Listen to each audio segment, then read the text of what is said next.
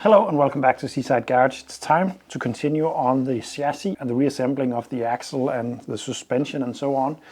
And I will start by fitting the eyes on the suspension pod and the knife points in the swing arms. I'm going to grease up the threads really good to avoid them getting stuck. And then I'm just going to set them pretty much random, because this is how you adjust the ride height on a 2CV, but I can't do that before the weight is applied with the engine and the body work and so on. I'm going to make sure the thread is engaged fully, like this. And then I can install a new knife point. This is the point that the suspension is moving on, and it needs to be greased up really good and re-greased very often, because as you can imagine, it will just wash away. But if you don't grease it, it will wear out quickly.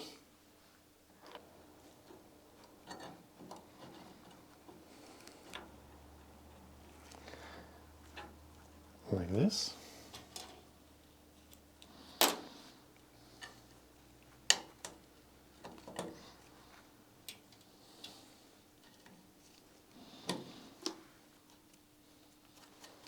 Like this. I'm going to do that on all four corners. So with both the axles attached to the chassis and the suspension, I just realized how much easier it would be to change the Kingpin on the front axle with it removed. So I'm going to take it off again. I'm pretty sure it's going to save me some time to just take it off again instead of trying to lie on my back and releasing stuff. So I'm going to take it off really quickly. So with the axle off again, this is the plug that I need to remove to get to the Kingpin, and this would be pointing down to the floor, so it's quite difficult to get at it, and they can be very troublesome to remove. Firstly, I will see if I can. It's bent right there to lock it, so hopefully I can hammer that back out. That will make it a little bit easier at least.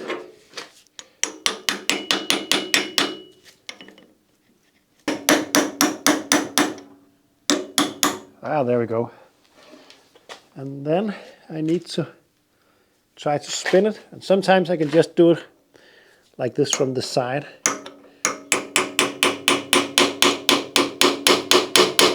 Of course, you could also try to spin it in there, but yeah, I don't normally have any luck with that. Yeah, we could try. I think the best chance would be to use this impact driver.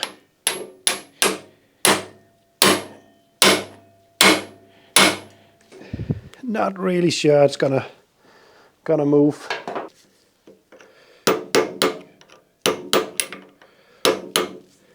There we go. With that out, I can put a drift through the hole in the Kingpin and punch out the oh, you couldn't see anything. Sorry about that. I got it out. Ah, that was a shame. Well, by deforming it quite a lot, I got it out. Now there is a hole in the Kingpin. Right there, I can, with a punch through that, punch the other side out, which is just a plate that is deformed into there. So I'm going to do that.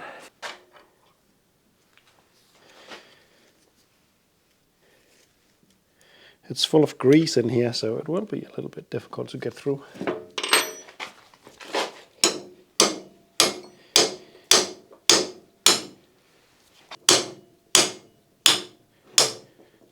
There we go.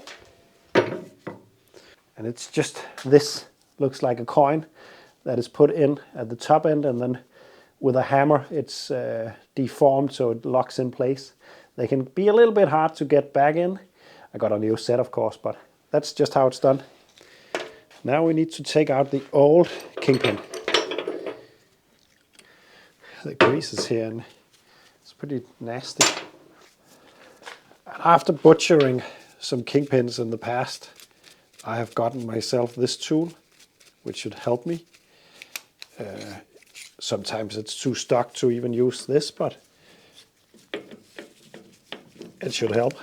These can be very stuck, and I cannot tighten up this tool to more than, I think it's 200 Newton meters. So if more is needed, I will have to use some heat or something like that.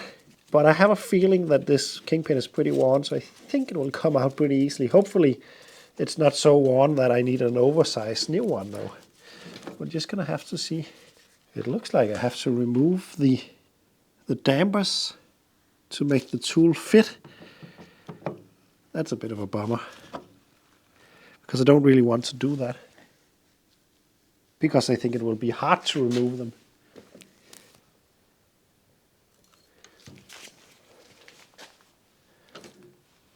That was pretty easy, so I'm just going to remove those. I'm really not used to a French old 2CV. I'm more used to a Danish old 2CV. And on a Danish old 2CV, everything is stuck and will break, and yeah. But it's not the case on this one. So even though it looks like something that will never come apart, it actually comes apart pretty easily.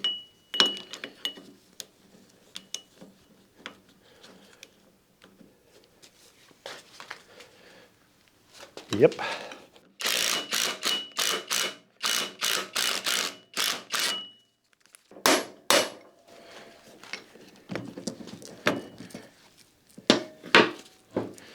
Yeah, there we go.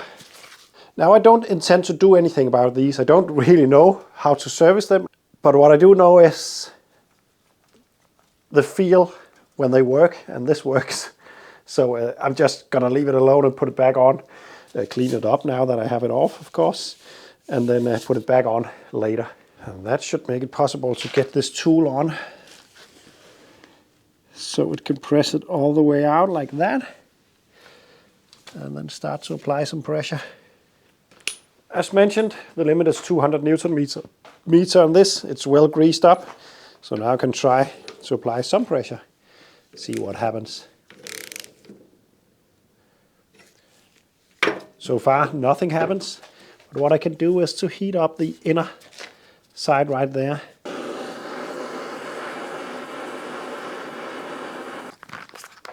Now I'm gonna use my torque wrench, because I don't want to destroy the tool. So I'm gonna go up to 150 to begin with. That's well. That's with a good safety margin to the 200. Let's see if that makes it move.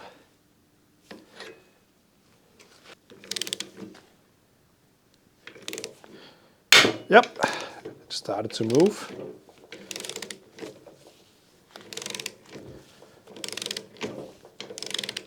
So that was well below the maximum for this. I'm gonna release the tension on the spring on this one and continue with the other one. This is a lovely tool. It's way too expensive to buy if you only need to change one Kingpin in your life, but I have changed quite a few, and it can become a complete nightmare from time to time. Also installing it, last time I installed one I actually wrecked it. So yeah, this tool is gonna save me. It's gonna save its own cost at some point in my career at least, and make me less frustrated when it comes to Kingpin removal. This is quite all right to do.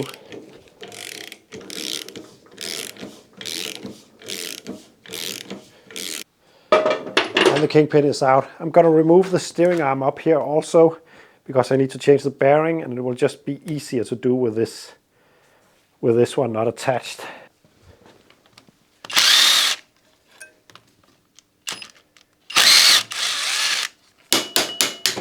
There we go.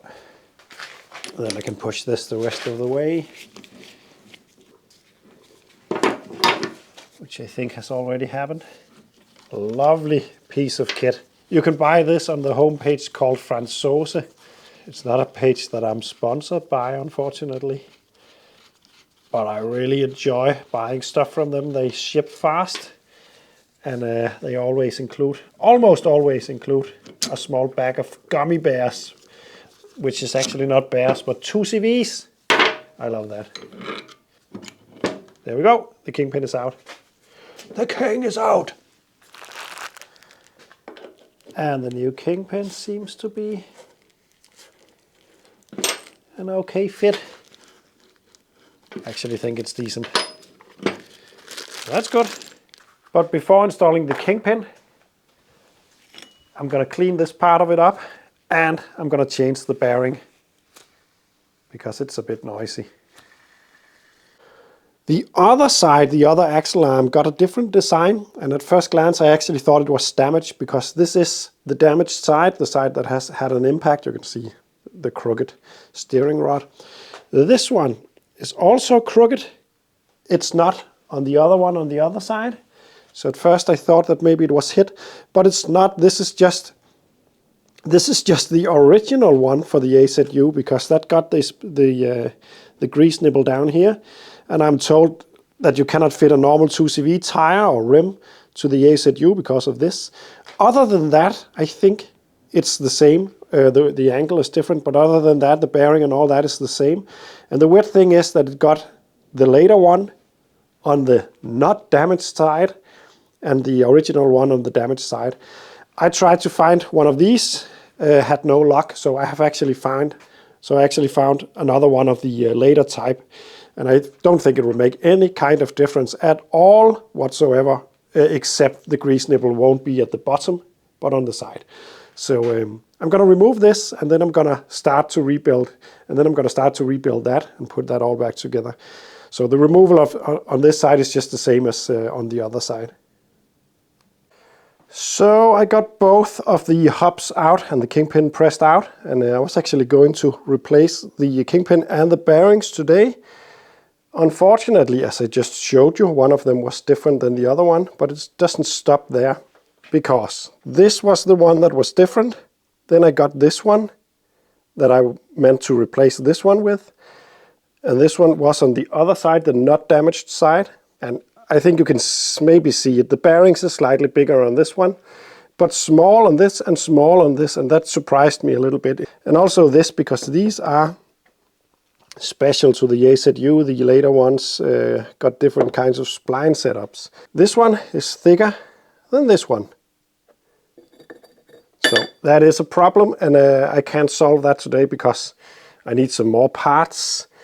I either have to find a matching one of these, but I actually much rather would find one of these or just this one for the opposite side because I have the bearings for the small ones, not the big ones. But I need another one of these because this will fit the big bearing. This over here will fit the small bearing. So I'm just going to leave this be for now. But now I can put the axle back on the chassis because it's not a big problem to fit the Kingpin and all that when it's back on the chassis. So I can put that back on and continue on other stuff on the chassis. And then I will have to do the rest of the stuff later. So with the axle back on, I'm just going to continue the reassembling. Start with this. The brakes was actually fixed by the previous owner, so I presume that everything is going to work all right. But we're just gonna have to see. I don't think I have to remind you that the goal of this restoration is to make it look old and used, but working. So that's the reason why I haven't cleaned up this bracket, for instance. Next up, I want to fit the brake line going from the front to the rear, but I need some brackets from the old chassis, and I just went there and took them off. So it's this one that is attached in here. So I need to drill a hole for that and then attach it.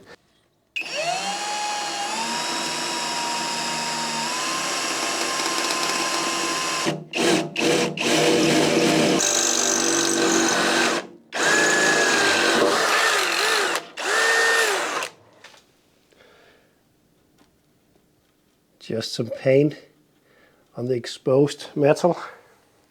Plop the bracket in.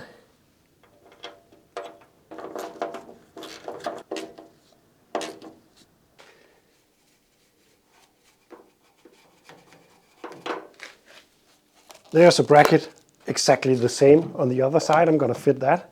And after that, it's time to fit the brake line. Then I can go ahead and fit this brake line.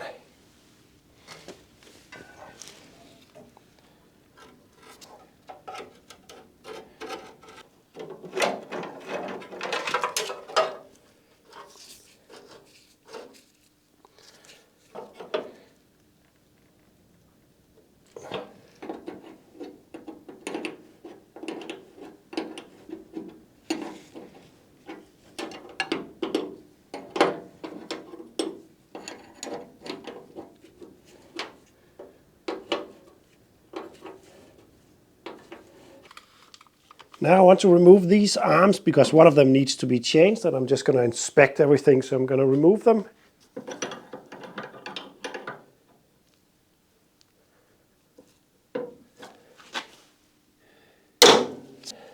There we go. And there we go. So this will be all the progress this time around on the chassis or the AZU project.